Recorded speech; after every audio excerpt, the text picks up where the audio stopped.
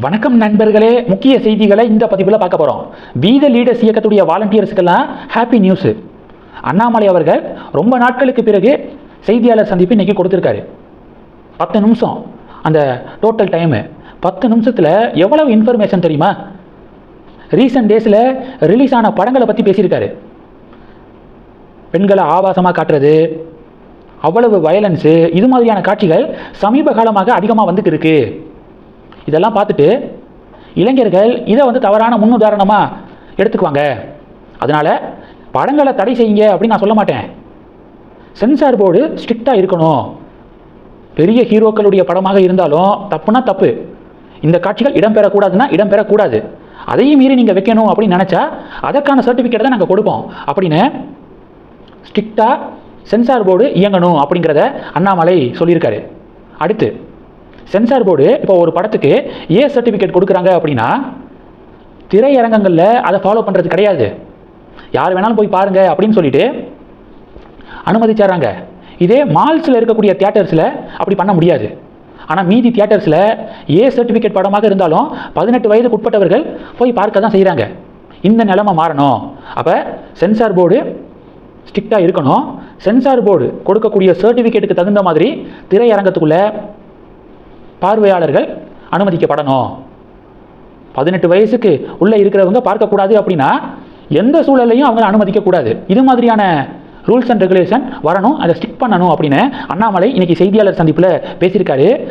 ரெண்டாவது, நேற்று போட்ட வீடியோவில் சொல்லியிருந்தேன், நியூசிலாந்துடைய பிரைம் மினிஸ்டர் 16 வயதுக்குட்பட்டவர்களுக்கு நியூசிலாந்தில் சோசியல் மீடியாஸை பயன்படுத்துவதற்கு தடை அப்படின்னு அறிவிச்சிருக்காரு. நம்ம நாட்டிலையும் ஒவ்வொரு மாநிலத்திலையும் இந்த சட்டம் கொண்டு வரப்படணும். 16 வயதுக்குட்பட்டவர்களுக்கு சமூக வலைதளங்களை பயன்படுத்த தடை அப்படிங்கிறது விதிக்கப்படணும் அப்படின்னு நான் நேற்று போட்ட வீடியோவில் சொல்லியிருந்தேன். இன்றைக்கி அண்ணாமலை இந்த சப்ஜெக்டை பற்றி பேசியிருக்காரு. 16 வயதுக்குட்பட்டவர்கள் சோசியல் மீடியாஸை பயன்படுத்தி அடிக்ட் ஆகுறாங்க. அதனால மன அழுத்தத்துக்கு உள்ளாகிறாங்க. ஒரே வரியில் சொல்லணும்னா ஜோம்பிஸாக மாறிட்டு வராங்க. எங்கே போனாலும் ரீலு, எங்கே போனாலும் சோசியல் மீடியாவை பயன்படுத்தி வீடியோ எடுக்கிறது. ஸோ இது மாதிரி அடிமையாகிக்கு இருக்காங்க. அதனால் ஒரு கண்ட்ரோல் மெக்கானிசம் அப்படிங்கிறது டெஃபினட்டாக தேவை. 16 வயதுக்குட்பட்டவர்களுக்கு சோசியல் மீடியாஸை பயன்படுத்த தடை விதிக்கணும். பல முக்கியமான நாடுகள் இதை அவங்களே உணர்ந்து கொண்டு வந்து இருக்காங்க. இந்தியாவும் எல்லா மாநிலங்களையும் இதை கொண்டு வர பரிசீலனை செய்யணும் அப்படின்னு சொல்லி அண்ணாமலை இந்த முக்கியமான சப்ஜெக்டை இன்னைக்கு ப்ரெஸ் மீட்டில் பேசியிருக்காரு. ரொம்ப நாட்களாக செய்தியாளர் சந்திப்பே கொடுக்காம இருந்தார். இப்போ ரொம்ப நாட்களுக்கு பிறகு 10 நிமிஷத்தில் எவ்வளவு டேட்டாஸு, எவ்வளவு புள்ளி விவரங்களோட ப்ரெஸ் மீட் கொடுத்துருக்காரு பார்த்தீங்களா எங்கள் அண்ணன். இதுதான் எங்கள் அண்ணனுடைய ஸ்ட்ரென்த்து. இனி போக போக அடிக்கடி ப்ரெஸ் மீட் கொடுப்பாரு.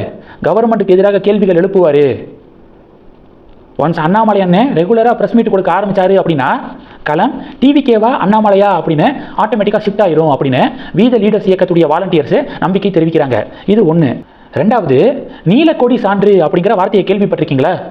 ப்ளூ ஃப்ளாக் சர்டிஃபிகேட் அப்படின்னு ஆங்கிலத்தில் சொல்லுவாங்க.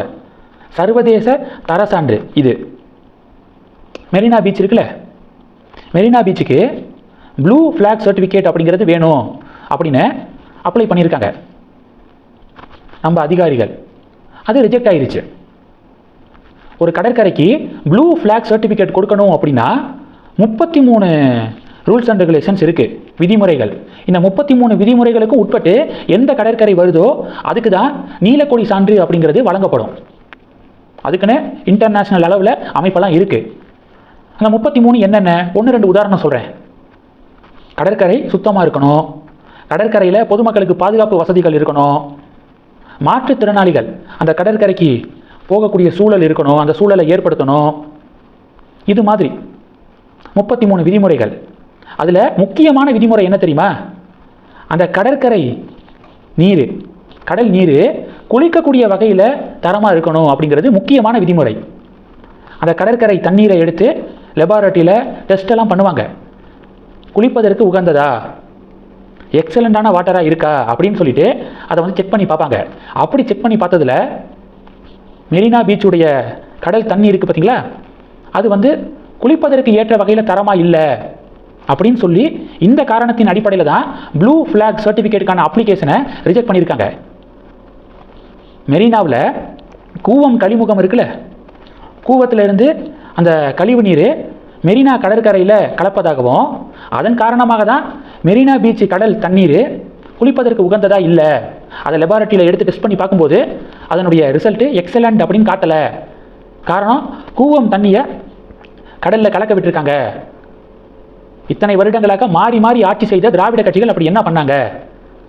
கூவம் நதியை தூய்மைப்படுத்த போகிறோம் அப்படின்னு சொல்லிட்டு ஒவ்வொரு பட்ஜெட்லையும் ஆயிரக்கணக்கான கோடி ரூபாய் நிதி ஒதுக்கீடு செய்வாங்க. ஆனால் கூவம் நதி ஒவ்வொரு வருஷமும் அசுத்தமாக தான் இருக்குது. இப்போ பாருங்கள், ப்ளூ ஃப்ளாக் சர்டிஃபிகேட் கூட நம்ம மெரினா பீச்சுக்கு வாங்க முடியலை. புதுசாக பொறுப்பேற்றுக்கக்கூடிய டிவிகே கவர்மெண்ட்டாவது அவங்களும் பட்ஜெட்டில் கூவம், அடையாறு இதெல்லாம் நாங்கள் தூய்மைப்படுத்துவோம், மறுசீரமைப்பு பண்ணுவோம் அப்படின்னு சொல்லிட்டு அறிவிச்சிருக்காங்க. திராவிட கட்சிகள் மாதிரி இல்லாமல் டிவிகே கவர்மெண்ட்டாவது கொடுத்த இந்த அறிவிப்பை நிறைவேற்றணும் அப்படிங்கிறது பொதுமக்களுடைய பார்வையாக இருக்குது.